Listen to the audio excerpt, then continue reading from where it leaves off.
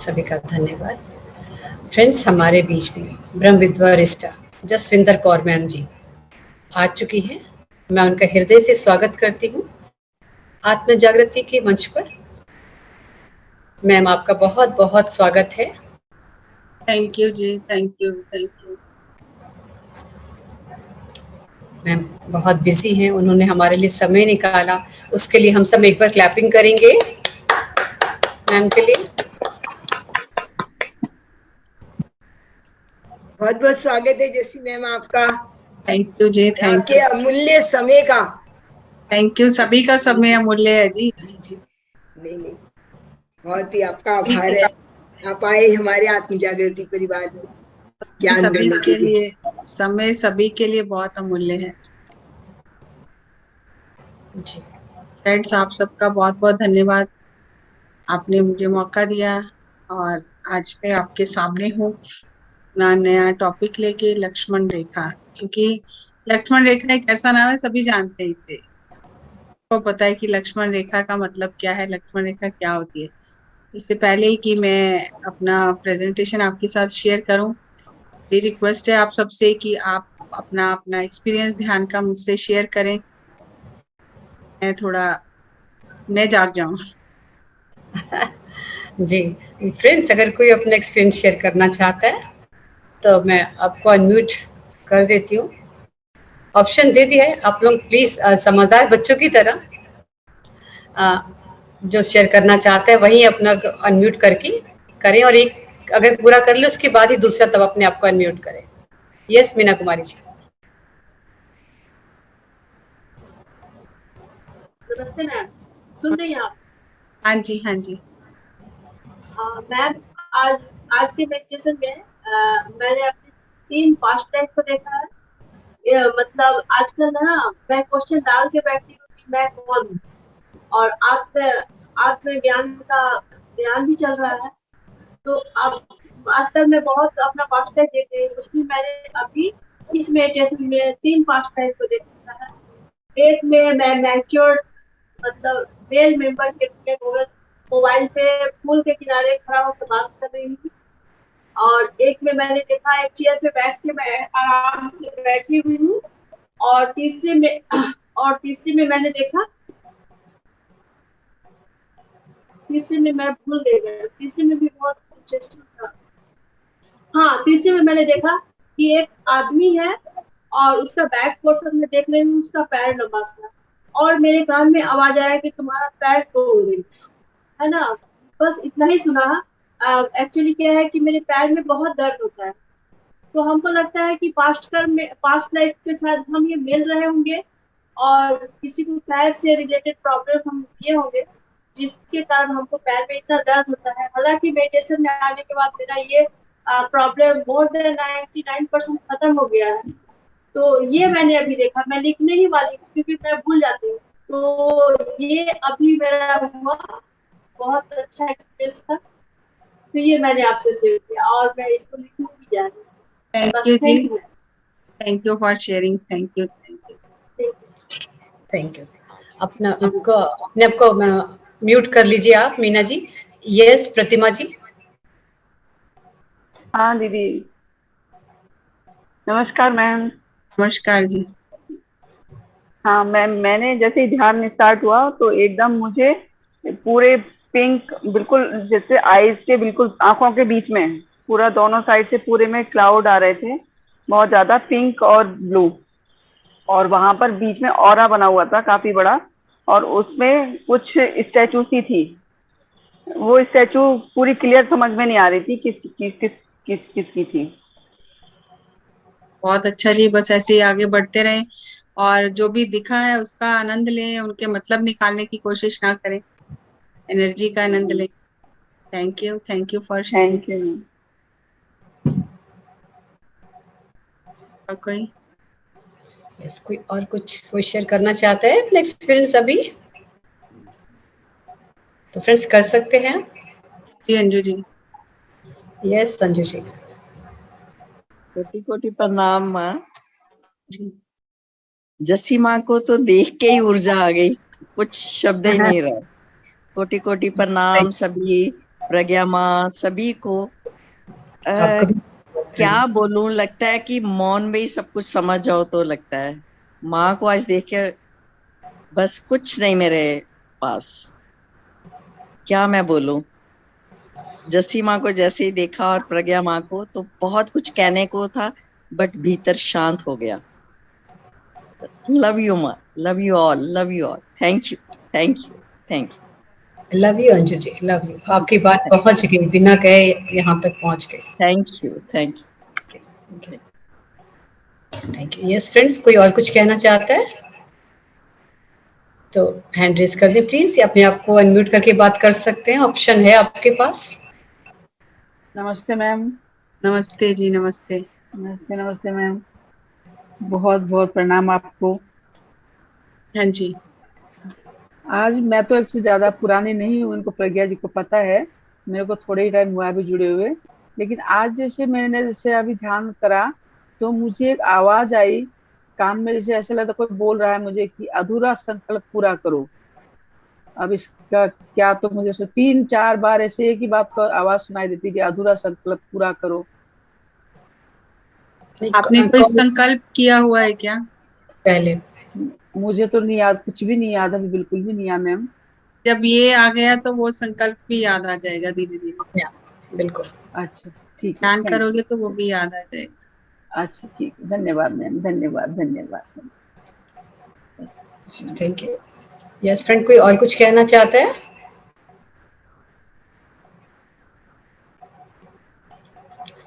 हम अनम्यूट करके बात कर सकते हैं, फिर अपने आप को म्यूट कर लें प्लीज। नमस्कार मैडम। यस, कौन? मंजू लता जी बोल रही? जी जी। यस ठीक है मंजू जी, कहिए। बस मैं 2 अपनी दिन पहले का अपना सपना शेयर कर रही थी कि मैं 2 दिन पहले ही मिल चुकी हूँ मैम से। बहुत भीड़ भाड़ में मैम के साथ खड़ी हूँ, ऐसा मैंने देखा। यस, इन्होंने शेयर करा था कि जी मैं जी। जस्सी मैम के साथ खड़ी हुई हूँ भीड़ में। 2 दिन 24 पहले। तारीख को ना, जो भी कोई इधर रहते हैं दिल्ली साइड, आपके फ्रेंड रिलेटिव, 24 तारीख को यहाँ पे पीरागढ़ी में एक बैंक्वेट हॉल है यूरोपिया, वहां पर मेडिटेशन सेशन है। 10 बजे से 1 बजे तक का प्रोग्राम है। और आप किसी को भी वो शेयर कर सकते हो, मैं प्रज्ञा मैडम के साथ फॉर्म शेयर कर दूंगी, तो जी आप फॉर्म जरूर फिल करिए, क्योंकि वो लंच भी है साथ में, तो उन लोगों को फिर आइडिया लग जाएगा कि कितने लोगों का अरेंजमेंट करना है। तो बहुत अच्छा, पिछली बार भी हुआ था प्रोग्राम और उन्होंने कहा था कि वो हर महीने ऐसा एक बड़ा प्रोग्राम करेंगे। तो अभी इस महीने भी 24 जुलाई को संडे है, तो प्रोग्राम है, सब भी इनवाइटेड हैं, बस आप फॉर्म फिल कर दीजिएगा और जिसको भी आना है उस प्रोग्राम में आ सकते हैं। तो इसी तरह बस हम आगे बढ़ते रहें और स्प्रेडिंग करते रहें। ठीक जी। यस, थैंक यू जी सुंदर मैम। तो मैम अब हम चलते हैं, कोई और आगे क्वेश्चंस तो है नहीं कोई और? ठीक है। तो आप टॉपिक सभी जानते हैं लक्ष्मण रेखा के बारे में, कि लक्ष्मण ने रेखा खींची थी सीता माता के लिए कि इस रेखा से बाहर नहीं जाना, और फिर जो घटनाक्रम होना था वो हुआ, वो रेखा से आई और आके फिर बहुत सारी चीजें हुई, तो तब से ये फेमस हो गया कि लक्ष्मण रेखा है, लक्ष्मण रेखा से बाहर नहीं जाना। तो ये लक्ष्मण रेखा जो केवल सीता माता के लिए नहीं थी, हम सबके लिए लक्ष्मण रेखा है। लेकिन हमें पता ही नहीं है कि हमें लक्ष्मण रेखा के अंदर रहना है। जैसे उस समय सीता माता लक्ष्मण रेखा से बाहर आ गई, तो हम भी बार बार अपनी लक्ष्मण रेखा से बाहर आके फंस जाते हैं और फिर हम दुखी होते हैं। अगर उन्हें रेखा से बाहर आकर इतना दुख झेलना पड़ा, तो हम जब बार बार अपनी सीमा तोड़कर, रेखा को तोड़कर बाहर निकलते हैं, तो हम भी ये दुनियादारी के झमेलों में सब फंसते चले जाते हैं, रिश्ते नातों में, और दुखी होते हैं, क्योंकि हम बार बार अपनी रेखा को लांघ जाते हैं, सीमा को पार कर जाते हैं। तो ये टॉपिक तो पत्री सर ने ही एक बार किसी सेशन में बताया था, जब मैं उनके साथ ट्रेवल कर रही थी, तो मैंने उसको थोड़ा उसी कॉन्सेप्ट को प्रेजेंटेशन में उतारा है, जो मैं आपके साथ शेयर कर रही हूँ। तो हमें हमेशा ये याद रहना चाहिए कि मेरी भी एक रेखा है, सीमा रेखा है, लक्ष्मण रेखा है, जिससे मुझे बाहर नहीं आना है। और हमें हेल्दी बाउंड्रीज बना के ही रखना है। फिजिकल लेवल पे भी अगर हम किसी के बहुत क्लोज चले जाते हैं तो फिर हमें धोखा होता है। इमोशनली बहुत अटैच हो जाते हैं तो भी धोखा होता है। किसी के प्रेम में पड़ जाते हैं, बंदा धोखा दे देता है, फिर हम रोते हैं कि मैंने ऐसा क्यों किया, क्योंकि हमने अपनी हेल्थी बाउंड्रीज बनाई ही नहीं। तो हमें अपने जीवन में हेल्थी बाउंड्रीज बना के रखना है कि किसी भी रिलेशन में कोई भी हमें ओवर पावर ना कर सके। और जब तक हमारे किसी भी रिलेशन में बाउंड्रीज नहीं है तो फिर हम हेल्दी नहीं रह सकते, क्योंकि कोई ना कोई हमें हर्ट करेगा और फिर हम दुखी होंगे, रोएंगे।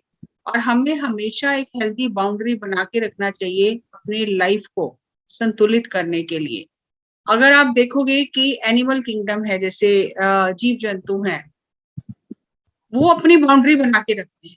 अगर कभी आपने पढ़ा हो या रखा हो, कोई पेट रखा हो, तो वो अपनी बाउंड्री बना के रखते हैं। जैसे एक कहावत है ना, अपनी गली में तो कुत्ता भी शेर होता है, क्योंकि उसने अपनी बाउंड्री खींच के रखी है कि मेरी बाउंड्री में किसी को भी आने की इजाजत नहीं है। और आपको बहुत हैरानी होगी, शायद आपको जानते भी होंगे, मैं डिस्कवरी चैनल में भी देखा, तो उसमें ये बताया गया था कि जो ये एनिमल्स होते हैं वो थोड़ी थोड़ी जगह में वो पेशाब करते रहते हैं। आप कुत्ते को घुमाने ले जाओ, हर थोड़ी दूरी में वो पेशाब कर देता है।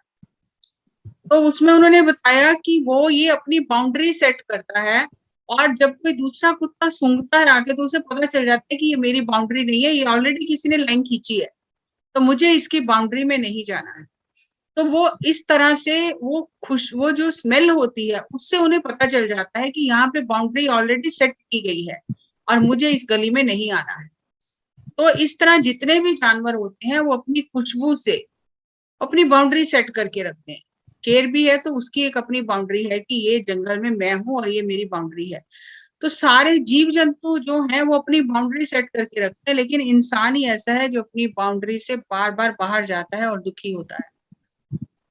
हमें हमेशा दूसरे इंसान को ये मैसेज कन्वे करना चाहिए, चाहे हम मुंह से बोल के करें या हम अपने हाव भाव से करें, कि ये मेरा पर्सनल स्पेस है, मेरे पर्सनल स्पेस में आने का आपको कोई अधिकार नहीं है। हमारा ऑरा जो होता है, एक हेल्दी व्यक्ति का ऑरा 3 फुट तक होता है, 3 फीट तक होता है। आपने देखा होगा जब कोरोना हुआ था तो सोशल डिस्टेंसिंग में इतने इतने डिस्टेंस पे गोले बनाए जाते थे कि आप इतना डिस्टेंस एक दूसरे से दूर रहो। उसके पीछे बहुत साइंटिफिक कारण था कि आप 3 फीट तक आपका ऑरा काम करता है हेल्दी पर्सन का।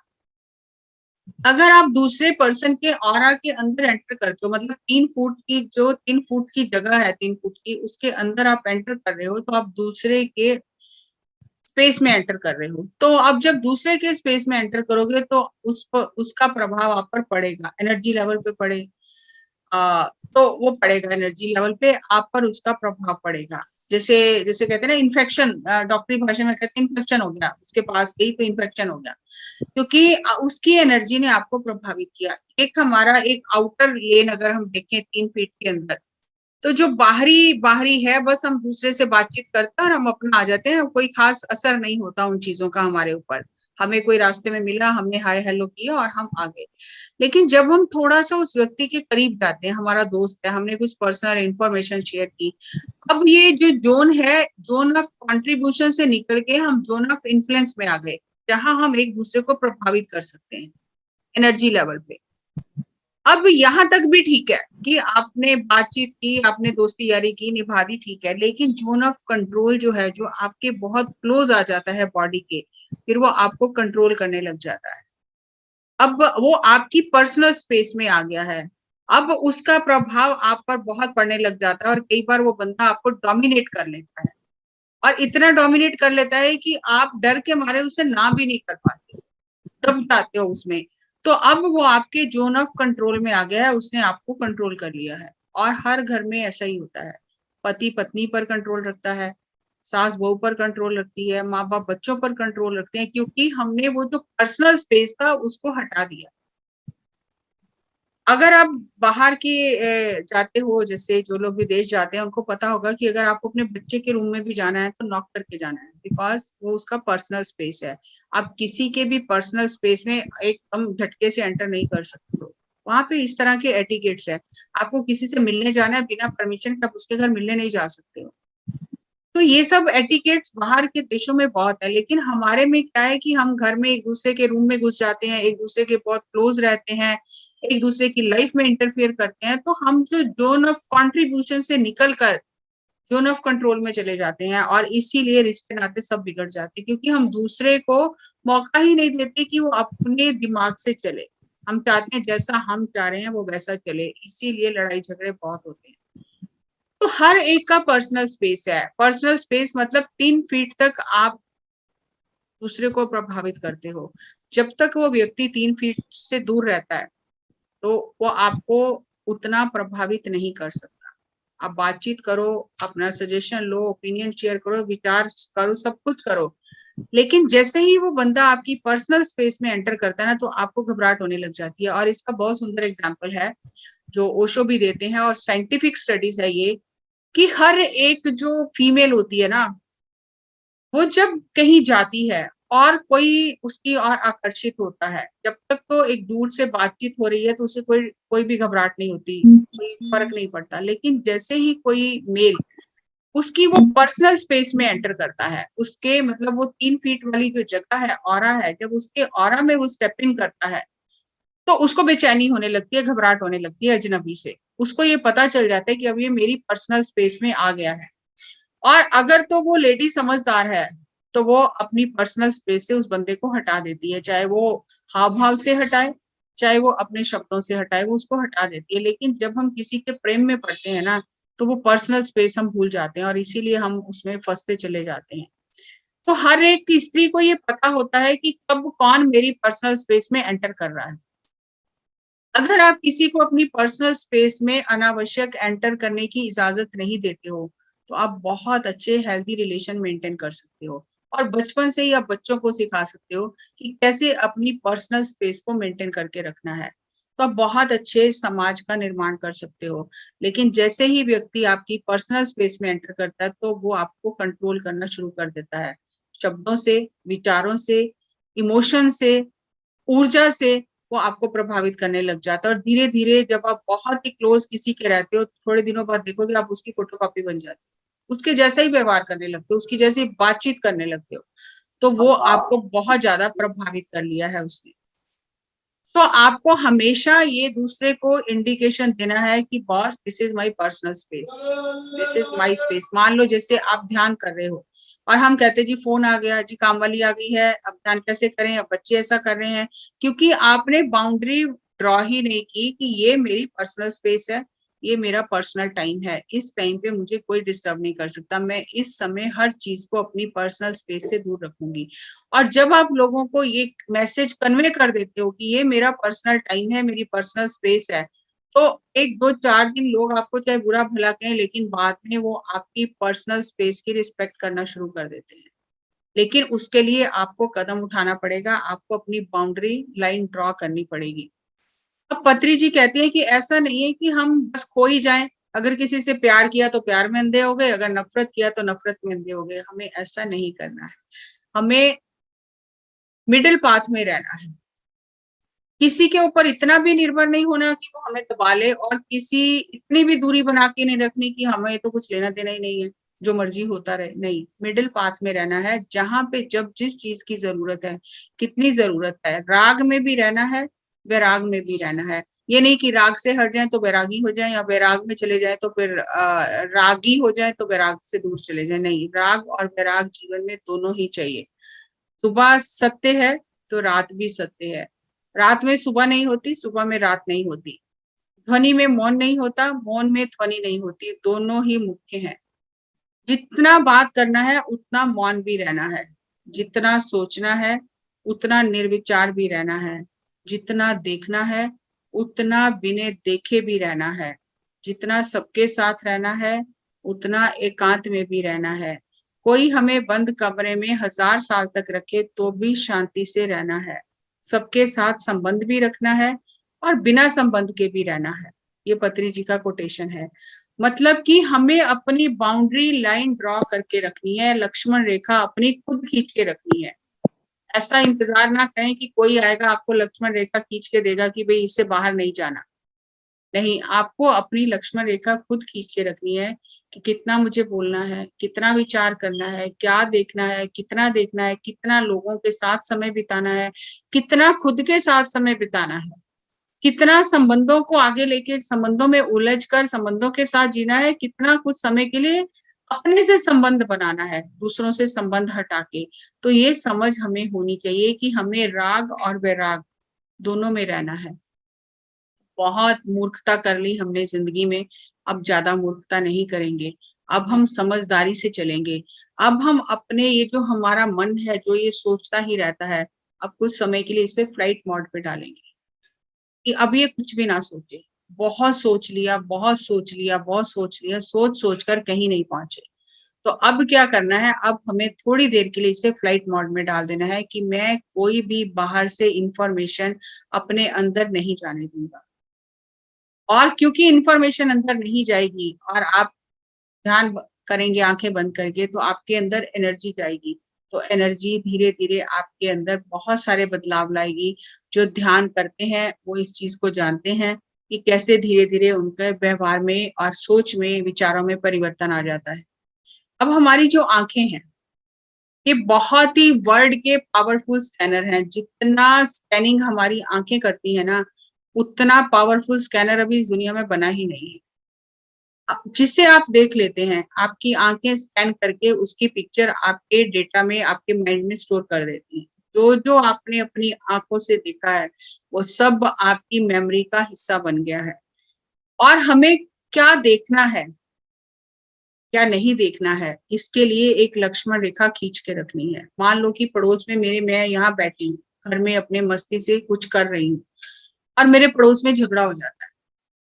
मैं सारे काम छोड़ के भाग के चली जाती हूँ देखने की झगड़ा किसका हो रहा है, क्यों हो रहा है, कौन क्या कह रहा है, और मैं 1 घंटा वहां लगा के यहाँ वहां की बातें सुन के करके मैं आ जाती हूँ। झगड़े में मेरा कोई हिस्सा नहीं है, ना मैं उन्हें समझा सकती हूँ, ना मेरा कोई रोल है। लेकिन वो 1 घंटे में मैंने जो जो देखा है, जो जो सुना है, अब मैं उसको साथ लेके आ गई हूँ। और अब मैं सोचूं कि मैं ध्यान करूं और मेरे विचार सही रहे, विचार ना आए तो हो नहीं सकता, क्योंकि जो कूड़ा करकट मैं बाहर से लेके आई हूँ, अब पहले मेरा अंदर वो कूड़ा करकट जो चलेगा, प्रोसेस होगा। जो इम्प्रेशन मेरे अंदर चले गए हैं, जिन जिन लोगों को मैंने देखा है, किसने क्या कहा है, क्या किया है, किसने बात को बढ़ाया है, किसने लड़ाई को बढ़ाया है, वो सब मैं घर लेकर आ गई हूँ। और अब मैं इसको साफ करने में बहुत टाइम लगाऊंगी। तो हमें क्या करना है, क्या नहीं देखना है, वो हमें समझ होनी चाहिए। क्या देखना है, क्या नहीं देखना है, ये लक्ष्मण रेखा हमें अपनी आंखों पे खींचनी है। हम आंखों में काजल लगा के रखते हैं, एक रेखा बना लेते हैं, लेकिन वो रेखा क्या है, क्या नहीं देखना है, वो नहीं देखना है। जितना देखना है उतना ही देखना है। अनावश्यक चीजों में अपनी ऊर्जा नहीं डालनी है, क्योंकि 80% ऊर्जा आंखों से बाहर जाती है। और जब आप अनावश्यक चीजों को देखते हो, अपनी आंखों को इतना काम दे देते हो स्कैनिंग करने का, वो स्कैन कर करके पिक्चर्स अंदर ओवरलोड करती रहती हैं, अपलोड करती रहती हैं, तो आपका पूरा मन जो है वो भर जाता है उन चीजों से। इसलिए फिर हम पहले, हमारे अंदर जन्मों जन्मों की मेमोरी है वो तो है ही, लेकिन इस जन्म में हम जो कर रहे हैं वो हर वक्त हमारी आंखें काम कर रही हैं और हम वो मेमोरी अंदर भेज रहे हैं। तो हमें अपनी लक्ष्मण रेखा में रहना है कि क्या ये देखना मेरे लिए जरूरी है, क्यों मैं अपनी एनर्जी वेस्ट कर रही हूँ देख देख कर, जो देखना मेरे लिए जरूरी भी नहीं है।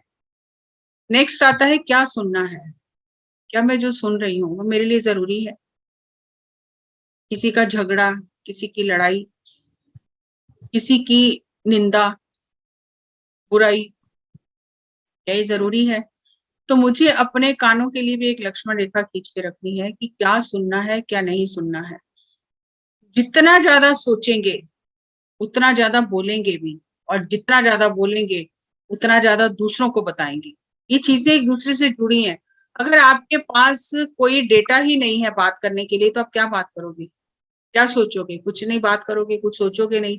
आपको दूसरे को बताने के लिए कुछ है ही नहीं। अब मान लो कि आप ध्यान कर रहे हो, आध्यात्मिक पुस्तकें पढ़ रहे हो, अपने लाइफ को बहुत अच्छे से जी रहे हो, ये सब सिद्धांतों का पालन कर रहे हो। अब आपके पास कोई आएगा, आपके पास संसारी बात करने के लिए है ही नहीं। आप जब भी बात करोगे ध्यान की, स्वाध्याय की, सज्जन सांगत्य की बात करोगे। लेकिन अगर आप बाहर की दुनिया में बहुत ज्यादा उलझे हुए हो और उसी सोच विचार में आप हो, तो जो भी आपके पास आएगा आप वही बातें करोगे, क्योंकि आपके पास उसके अलावा कुछ है ही नहीं, आपके पास वही डेटा है बात करने के लिए। तो ज्यादा सोचने से, ज्यादा देखने से, ज्यादा बोलने से हम फिर वही दूसरों को भी सुनाना शुरू करते हैं जो हमने सुना है। मान लो कि आपको कोई मिला और उसने बात की कि आज ना ऐसा ऐसा हो गया है, उसने मुझे ऐसा कहा है। अब हम, उसने तो एक बात बताई, हम उसे 4 बात और बताएंगे कि मेरे साथ भी ऐसे ही उसने किया था, आपको पता है उनके साथ भी ऐसे ही किया था। अब हमने जो कचरा हमारे अंदर था वो बाहर दूसरे के ऊपर उड़ेल दिया, दूसरे ने हम अपना कचरा हमारे ऊपर उड़ेल दिया। पहले अगर मेरे पास सिर्फ एक ही बात थी, अब मेरे पास 10 बातें हो गई, क्योंकि मैं 10 बातें सुनकर आई हूँ, क्योंकि मैंने लक्ष्मण रेखा खींची ही नहीं। जब मुझसे कोई बात कर रहा है कि आपको पता है उन्होंने क्या किया, तो मुझे कहना है कि मैं जब वहां थी ही नहीं तो मुझे वो बात सुननी ही क्यों है। आप दोनों के बीच में बात हुई है, मेरा तो कोई रोल ही नहीं है वहां पर, मुझे क्या पता आप सच बोल रहे हो कि वो सच बोल रहे हैं। जब मैं वहां पर थी ही नहीं तो मैं वो बात सुनकर क्यों अपना ओपिनियन दूं। अब आपके बैंक में आपका अकाउंट है, आपके पास चेकबुक है, पेटीएम है, आप किसे भी ट्रांसफर कर सकते हो। बैंक आपसे ओटीपी पूछता है कि आपको अगर ये पैसा ट्रांसफर करना है, आपको कंफर्म किया जाता है कि अगर सही में इस अकाउंट में आपको पैसा ट्रांसफर करना है तो ओटीपी डालो, और आप ओटीपी डालते हो, वो पैसा ट्रांसफर हो जाता है। अब मान लो एक व्यक्ति आपके पास आया, उसने आपसे बहुत सारी बातें की, ऐसा हो गया, वैसा हो गया, ये सब हो गया, मेरे साथ उसने ये किया, वो किया, आपने सारी बातें सुनी। मुंह खोलने से पहले आपका माइंड ही आपसे पूछता है, अंदर से आपको एक आवाज आती है, क्या मुझे बोलना चाहिए, क्या मुझे सलाह देनी चाहिए। और जैसे ही आप मुंह खोलना शुरू करते हो तो आपने अब ओटीपी डाल दिया। अब वो इंसान आपकी एनर्जी लेगा ही लेगा, क्योंकि आपने ओटीपी डाल दिया है। लेकिन अगर आप उसे वही रोक देते हो कि देखो मेरा एक नियम है कि जिस जगह पर मैं प्रेजेंट नहीं थी, जो बात मैंने देखी नहीं है, अपने कानों से सुनी नहीं है, मैं दूसरे व्यक्ति के बारे में बात ना सुनती हूँ ना करती हूँ। आपको मुझसे जो बात करनी है मेरे बारे में या अपने बारे में वो कर सकते हो, लेकिन जो व्यक्ति यहाँ पर है ही नहीं, तीसरे व्यक्ति के बारे में ना बात करूंगी ना सुनूंगी, चाहे उसे बुरा लगेगा, लेकिन धीरे धीरे ये बात सबको पता चल जाएगी कि आप अनावश्यक बातें किसी की सुनते नहीं हो, तो आपका एक ब्रांड क्रिएट हो जाएगा कि उनसे फालतू बात मत करना, वो नहीं सुनेंगी, तो अपने आप लोग हट जाएंगे। लेकिन अगर आपने उनको छूट दे दी, अपनी रेखा को पार किया आपने, तो फिर आप रोक नहीं सकते किसी को। तो हमें ये होश पूर्वक जीवन जीना है कि मेरी रेखा कहाँ है, कहीं मैं रेखा से बाहर तो नहीं कूद रही हूँ, और अगर मैं रेखा से बाहर कूद रही हूँ तो जरूर नुकसान होगा, और ये नुकसान आपका एनर्जी लेवल पे होगा। क्योंकि जब आप दूसरों के साथ ज्यादा समय बिताओगे, बातें करोगे, देखोगे, सुनोगे उनकी बातें, तो आप उनके साथ अपनी एनर्जी खर्च कर रहे हो, और अगर वो बातें अध्यात्म की नहीं है, अच्छी नहीं है, तो आप पूरी तरह से ड्रेन हो जाओगे, क्योंकि आपने अपनी रेखा को पहचाना ही नहीं। अब मैं ध्यान प्रचार करने जाती हूँ, मुझे बहुत लोग मिलते हैं, कई तरह के लोग मिलते हैं, अपने मास्टर्स भी होते हैं, कई बातें होती हैं कि मैडम पता उन्होंने ऐसा किया, तब से ना मैं उनसे बात करना बंद कर दिया। तो मैंने यही एक स्टैंडर्ड रखा है कि आप दोनों के बीच में क्या हुआ मुझे नहीं पता, मैं वहां थी ही नहीं, तो प्लीज मुझसे बात जरूर मुझे बताओ, या कोई सत्संग की बात करो, या कोई और विषय पर किसी बुक पे बात करते हैं, लेकिन मैं वो बात बिल्कुल नहीं सुनूंगी।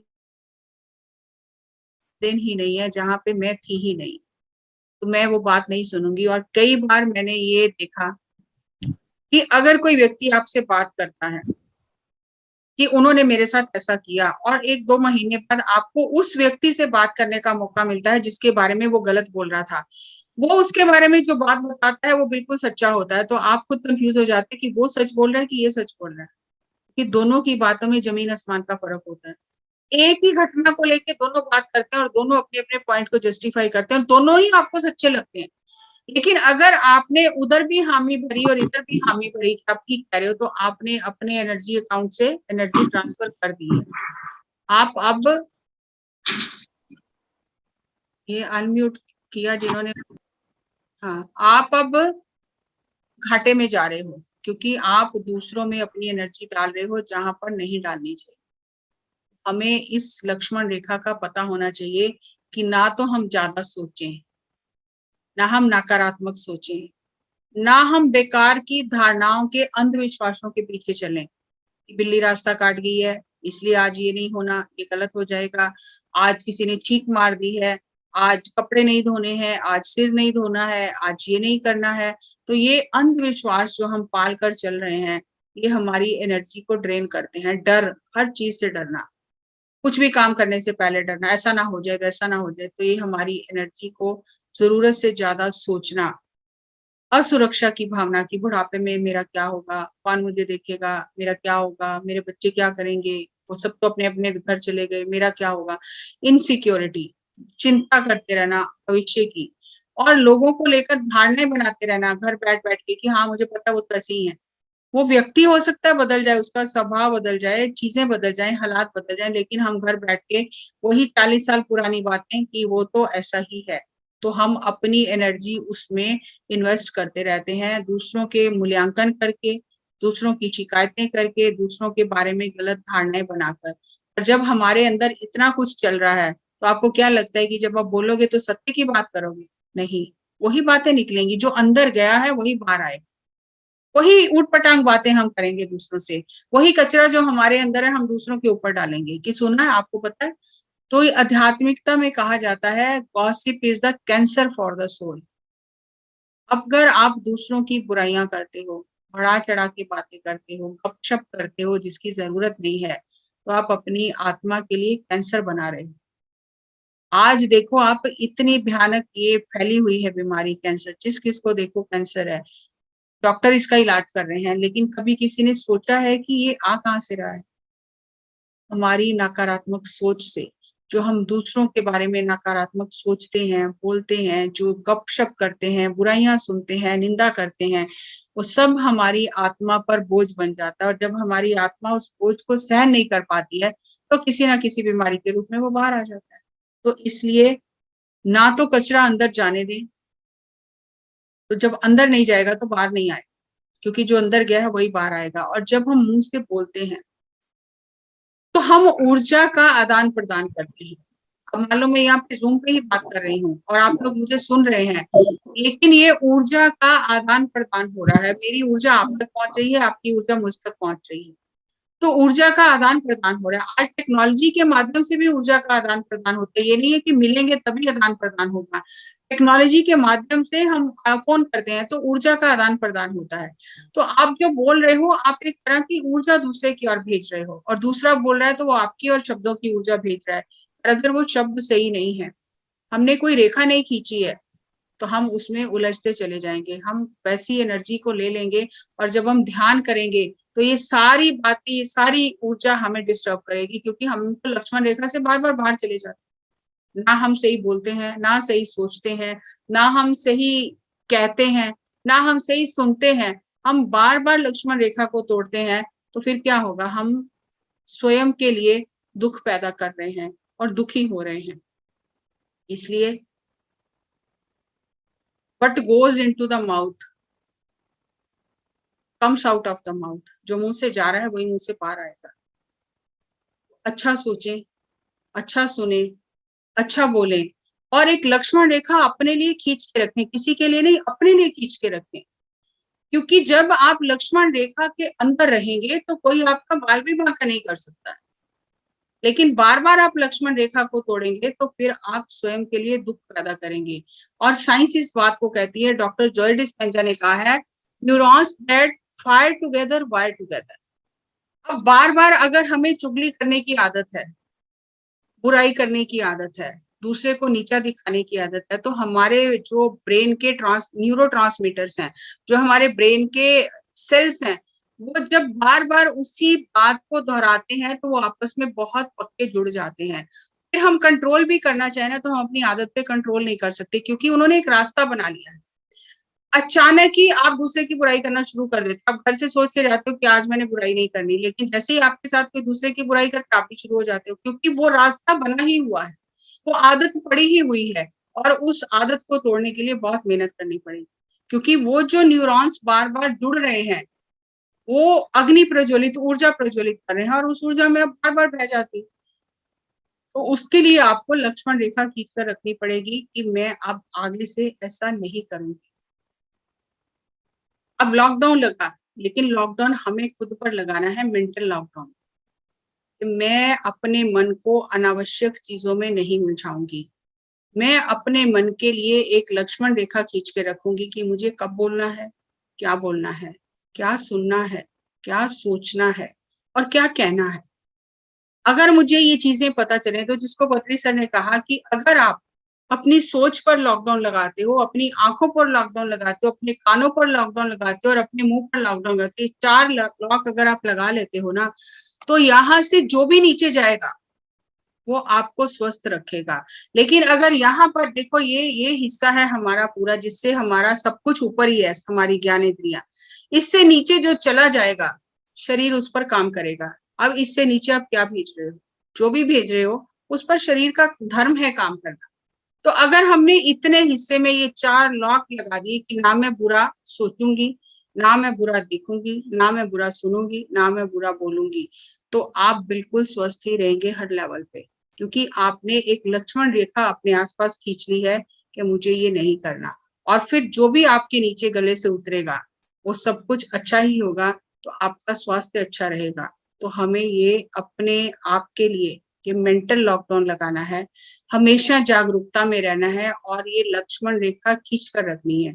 और इस बात का ध्यान रखना है, ऐसा नहीं है कि आज मैंने लक्ष्मण रेखा खींची, मैंने सुना और सब मैं आज ही कर लूंगी, नहीं, बार बार टूटेगी हमसे, क्योंकि हमारी आदतें खराब हो चुकी है। बार बार टूटेगी, बार बार याद आएगा, लेकिन जैसे जैसे याद आएगा तो आपको पता चलेगा कि जब जब आप अपने ऊपर अंकुश लगाते हो, कंट्रोल करते हो, तो आपकी कितनी ऊर्जा बच जाती है।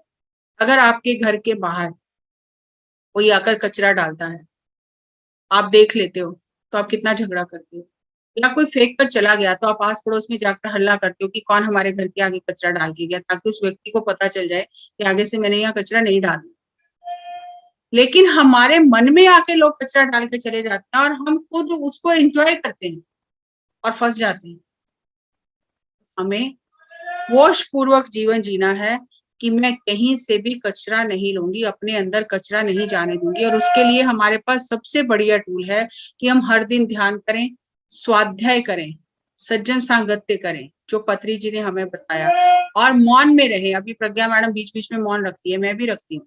मौन में रहे, प्रकृति के साथ रहें और सेवा करें, तो आप देखोगे कि आपकी ऊर्जा कैसी बढ़ जाती है।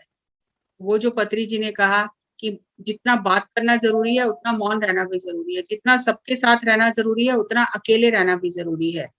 तो हमें इन सब चीजों का अपने जीवन में अभ्यास करना है, ताकि हम हर लेवल पे स्वस्थ रहें, हमारा परिवार स्वस्थ रहे और धीरे धीरे हमारा समाज स्वस्थ हो। इसके लिए हमें खुद पर ही काम करना है, ताकि हम अपनी ही रेखा को बार बार ना तोड़ें और अपने परिवार के लोगों को भी उनकी पर्सनल स्पेस दें। आज झगड़े का कारण क्या है? क्योंकि हम एक दूसरे में इतना घुस जाते हैं, इतना इंटरफियर करते हैं कि हम दूसरे को जीने का हक ही नहीं देते। हम ये समझते नहीं है कि ये उसकी पर्सनल स्पेस है। और जब हम बार बार किसी की पर्सनल स्पेस में घुसते हैं तो फिर टकराव तो होना ही है। और वो टकराव विचारों का होता है, वो टकराव ऊर्जा के स्तर पर होता है, क्योंकि अंदर से आप बेचैनी महसूस करते हो और दूसरा व्यक्ति आपको डोमिनेट करता है, तो वो ऊर्जा के स्तर पर जो आपका टकराव होता है उससे आप बीमार हो जाते हो। तो दूसरों को उनका स्पेस दें और खुद अपना स्पेस लें, अपनी बाउंड्रीज की खुद रिस्पेक्ट करें और दूसरों को ये मैसेज दें कि वो आपकी बाउंड्रीज की रिस्पेक्ट करें, हेल्थी बाउंड्रीज बना के रखें, तो आपका जीवन बहुत ही सुंदर हो जाएगा। तो इस लक्ष्मण रेखा को पार ना करें, स्वयं के लिए स्वयं लक्ष्मण रेखा खींचे और इसे पार ना करें, तो आप हमेशा स्वस्थ ही रहेंगे। Thank you, thank you.